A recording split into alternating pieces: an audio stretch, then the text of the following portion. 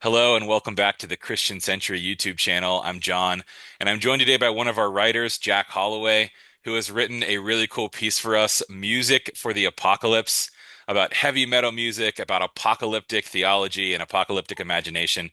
So we're going to dive into some of those themes. But first, Jack, why don't you tell our listeners a little bit about who you are? Yeah, well, I'm a musician. I play in a band called Chthonic Rites. I play bass in the band, and I'm also a writer and an elder at Old First Reformed Church, where I host Despair Sanctuary, which is a series of drone metal vigils for all who are weary. It's a time when people can come hold negative emotions together. And yeah, so that's kind of what is taking up a lot of my time these days, um, between the music, the writing, and the Despair Sanctuary. Oh, that's awesome. Thanks for telling us a little bit about that. I'm on this kick with like emotional sobriety, and I've just been thinking about how crucial it is for us to be able to learn to live with our difficult emotions. And the fact that you're creating a space for people to do that, I think is really important. So thank you for that good work as well. Um, but we are going to talk about this article about heavy metal music. Um, I suspect a lot of our listeners are not listening to metal, so this is new terrain for them. You talk about your very first discovery of metal music being from the music of Solid State Records, Christian metal bands and hard rock bands. And I wonder if you could tell us a little more about what that was like for you discovering this new world of music. And maybe even if you had a band or a song or two that you would want to recommend to our listeners if they wanted to explore this kind of Christian metal scene or this Solid State Records music. Yeah, so I think um, I've always been a very emotional guy. Um, and when I was a kid, I think I, I, I mean, as far back as I can remember, I have sort of dealt with some level of depression. Um, and so when I discovered metal music, it was like discovering a kind of music that really spoke to my experience with depression. And like one band was Me Without You, and their song Bullet to Binary, which was one of my favorite songs for the longest time. I mean, it still is one of my favorite songs. An amazing song. And the lyrics are so poignant and dark and depressing. And the delivery is like matches that content. And I discovered Me Without You on, I think it was the volume 4 of This Is Solid State, which was a compilation of Solid State bands. And another band on there was Norma Jean. And Norma Jean, their album, they had a song off that from their album Bless the Martyr, Kiss the Child. And that album for the longest time was like just my peak, my 10 out of 10, just perfect album. Everything about that album I loved. And I was not allowed to listen to it for while I was living with my parents. I had a copy of it hidden in a shoebox under my bed. And I got in a lot of trouble when that shoebox was discovered when I was a teenager. But yeah, that album, it actually features a song, or a song off that album features Aaron Weiss from Me Without You.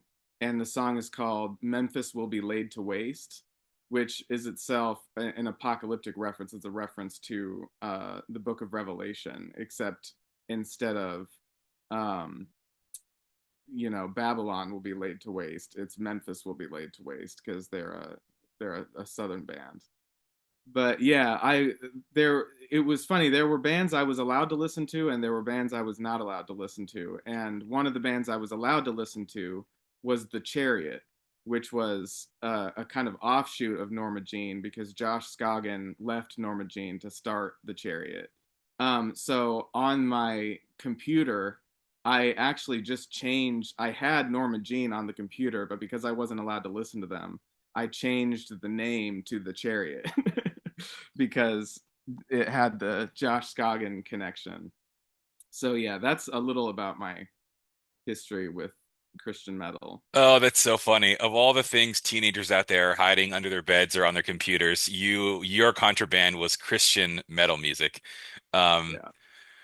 so in the article, you say that one of the things that was so important to you about this music as you came to listen to metal more and more was how apocalyptic it was and how its approach to apocalyptic thinking and imagination was so different from the preaching you had heard from a lot of evangelical or fundamentalist preachers growing up. I wondered if you could tell us a little more about this contrast between the ways that these metal bands tend to approach apocalyptic themes compared to what you were hearing in these sermons growing up. Yeah, so I mean there are plenty of differences in emphasis, but I think um, a basic difference, a fundamental difference, is the what is kind of meant by the signs of the times for one, and the uh, the actual coming of a new world. So um, for the religious right and for like more conservative evangelical preachers, apocalypse is like this miraculous future. It's all in the future, and it's this God unilaterally making the world, bringing the world to an end. And there are various versions of like what this will actually look like, but it's very dramatic. It's very like um, something you would see in a fantasy movie. Uh, and but it's kind of divorced from actual like political, you would say, like political movements or like political change. It's politics can sort of anticipate the end. It can kind of show like we're living in the end times, and there are wars and rumors of wars, which is a reference from Revelation. So like there have always been people, Christians, who have interpreted uh, the the political context as like indicative of the end times. But the difference with metal bands is metal bands typically don't go along with the sort of miraculous theology of the sort of otherworldly theology that God is going to bring this world to an end and like rapture Christians to or rapture the elect, or rapture, whatever word you want to use, um to another world. Apocalypse for metal bands is about this world. It's an interpretation of this world. And I think that is closer to what how the book of Revelation was actually written.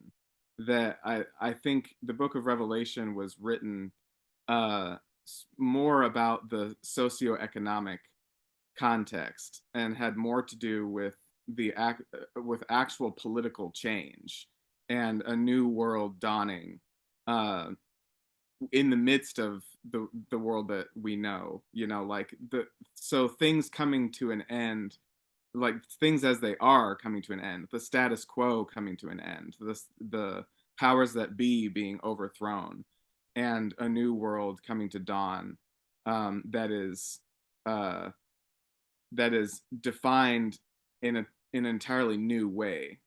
So that it's no longer, for example, Black Sabbath War Pigs, which is, I think, the sort of seminal uh, archetype, the like perfect um, form of this apocalyptic metal music.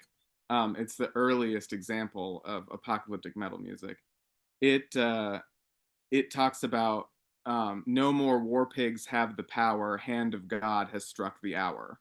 So the point is that these political figures are their reign is being brought to an end, and a new world is going to dawn.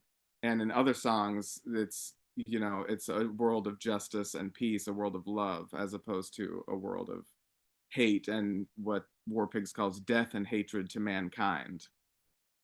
Yeah. Awesome. Yeah, it's a good segue into the last thing that I wanted to ask you about, which is kind of the ways that metal songs and other apocalyptic literature critique the world as it is. And you said that some people view this as just really negative, really pessimistic, but you said paradoxically, apocalyptic literature is the most positive when it is the most negative. The more relentlessly we criticize the world as it is, the more clearly we can articulate the world as it should be, that being a quote from your essay. I wonder if you could give us maybe an example or two of how this paradox plays out between pessimism and hope about critiquing things, giving us then space to articulate the way things ought to be. Yeah. So there's another way that I've articulated this before where I say that hope fuels reform, and the failure of reform gives way to despair, and despair clears the path for revolution. I think there is something about, like, it's not all hope and it's not all despair. Like there are obviously there are ways in which despair can be very debilitating and can be uh, can drive you to like hopelessness and um, down a dark hole of depression and possibly even addiction and eventually suicide. Like there, people can experience very negative forms of despair. But I also think that there are negative versions of hope where um, hope can kind of keep us believing in the way things are. Like it can keep us from really criticizing the extent, like the full extent of the systems that we have. So I think one example would be our criminal justice system, which I think for decades we have been trying to reform, and we have been investing in reforms and investing in new training programs, and hope kind of fuels that reform, and it every time there is reform there's more hope, and it's like maybe this time we'll actually fix it. uh but I think a useful despair is a despair that says, well, maybe this system is broken. Like maybe there is something fundamentally wrong with the way we are approaching crime and with the way we are approaching uh, like criminal justice and fighting crime. And maybe if we there's like we need to abandon the systems that we have, and like we need to abandon mass incarceration. Maybe we need to abandon policing. Maybe there's something here that is fundamentally broken and that will not save us and that will not come through for us.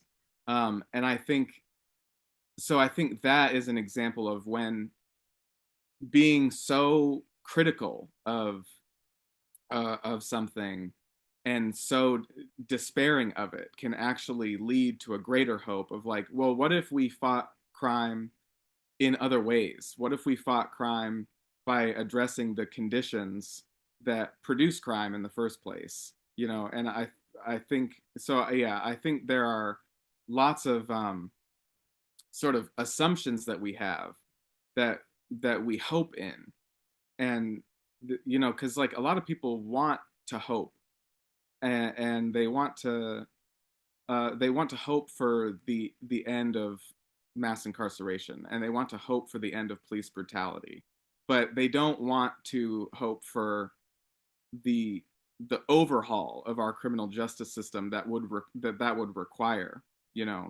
A lot of people want to hope for the end of climate change. They want to hope for uh, living sustainably with our environment, but they don't want to change our dependence on oil or our dependence on fossil fuels. So I think there are lots of hopes that need to be dashed. And I think there's lots of despair that we need to go through as a process. to say, no, these systems are not helping us. They're killing us. They're killing our world, and they're bringing immeasurable death and destruction upon us. And we need to despair of them. Wow, thank you. That reminds me of another quote from your essay, which sadly I'm paraphrasing this one, but something like apocalyptic circumstances require apocalyptic imagination. Something like that. Like when a system is so broken it needs to be completely overturned, there needs to be an upheaval. We actually need to have an apocalyptic imagination. Um, yeah, good stuff. Well, there's so much we could talk about in this essay, but I think you've given us a lot. Thank you for these insights. Um, Anyone out there, if you haven't yet read Jack's article, the link will be in the video description below. And then we're going to throw in a bunch of other links that you might find interesting or helpful. We'll have the link to Jack's website where you can check out a lot more of his writing and work. We'll have links to some of these songs and bands that we've been talking about today. So if you want to go listen to them, you can have a listen. Thanks so much for joining us and chatting today, Jack. Yeah, no, thanks for having me. It's been fun.